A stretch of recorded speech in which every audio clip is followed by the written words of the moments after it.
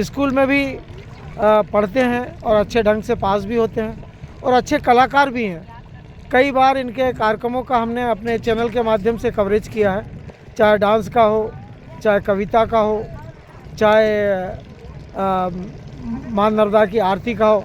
सभी कार्यक्रम ये बच्चे बड़े अच्छे। क्यों रे, ए थोड़ा बहुत तो ज़रा तेरे को जो करना वहाँ कर लेना, ऊपर घाट पे जाके।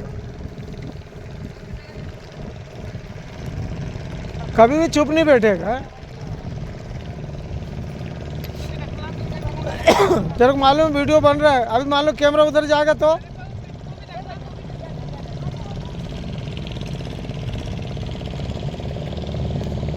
माँ नर्मदा के इस गौ घाट पर दंड पर जो भेंट थी वो समर्पित की गई। अब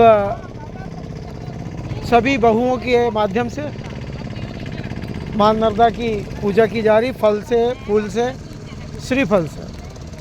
माँ नर्मदा को श्रीफल भेंट किया गया और जो मुख्य धार पर छोड़ा गया, और दूसरा जो चबूतरे का नारियल है वो कुछ देर बाद कन्या को चरण स्पर्श के बाद में भेंट किया जाएगा। और यही माँ नर्मदा का आशीर्वाद है। और माँ नर्मदा चाहती है कि केवल मुझे मन से लोग प्रेम करें। ना तो नर्मदा मैया किसी से पैसे मांगती है, ना श्रीफल मांगती है, ना फूल और पत्ती मांगती है। माँ नर्मदा केवल चाहती है कि मुझे मेरे भगत लोग तन और मन से मेरे को याद करें और मैं वहाँ पर हाजिर हो जाऊँ। माँ नर्मदा का मैं वरिष्ठ पत्रकार बीके हिंदुस्तानी कुछ प्रमाण देने जा रहा हूँ।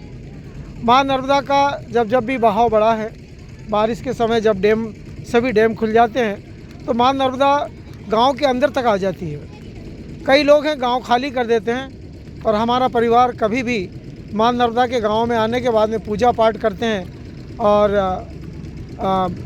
रामायण पाठ करते हैं, और माँ नर्मदा वहाँ से आगे नहीं बढ़ती है।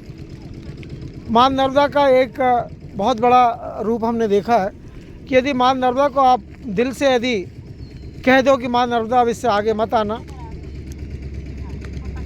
माँ नर्मदा एक कदम भी आगे नहीं बढ़ती है। जिस प्रकार समुद्र अपनी सीमा को नहीं लांघता है, उसी प्रकार माँ नर्मदा भी अपनी सीमा को कभी भी लांघती नहीं है। मैं वरिष्ठ पत्रकार बीके हिंदुस्तानी इस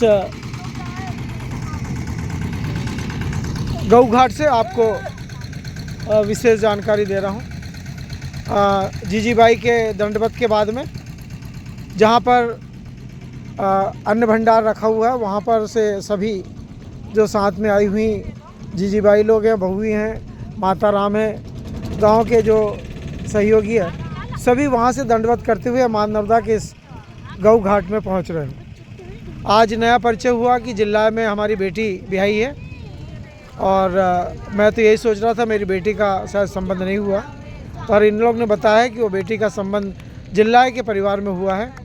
और जब भी हम जिला से निकलेंगे तो हम बेटी के यहाँ वो जाट वाली चाय पी के ही निकलेंगे, ऐसी मन में भावनाएं रखते हैं। उम्मीद है कि हमारी बेटी हमको अपने ससुराल में बढ़िया चाय पिलवाएगी, और आज हम बेटी का परिचय भी हम देंगे कुछ देर बाद। माँ नर्मदा के इस पावन तट पर संध्या काल का समय हो रहा है।